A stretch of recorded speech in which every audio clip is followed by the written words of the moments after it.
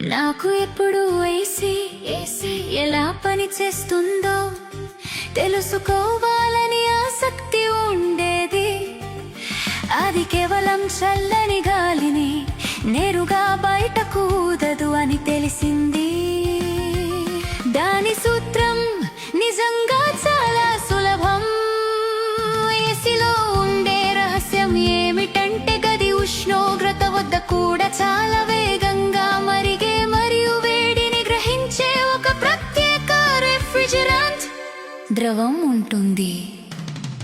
ఈ మొత్తం ప్రక్రియ ఈ రిఫ్రిజిరెంట్ ద్రవాన్ని నిరంతరంగా రీసైక్లింగ్ చేసే ఒక చక్రం.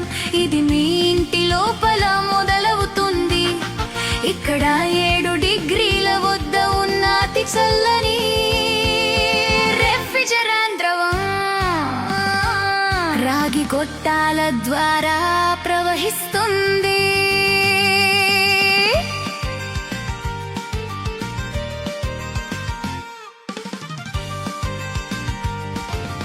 నీ గదిలోని వేడి గాలితో ఇది తాకినప్పుడు అది వేడిని గ్రహించి 30 డిగ్రీల వాయువుగా ఆవిరైపోతుంది.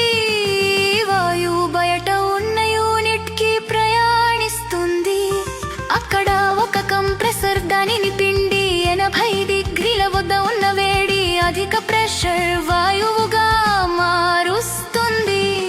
తరువాత బయట ఉన్న ఫ్యాన్ కండెన్సర్ గొట్టం మీదుగా గాలిని ఊదుతూ ఆ వాయువును చల్లబరుస్తుంది.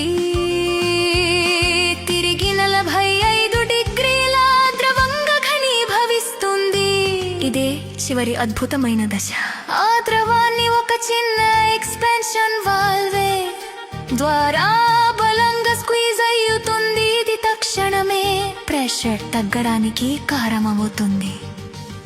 ఆ ద్రవాన్ని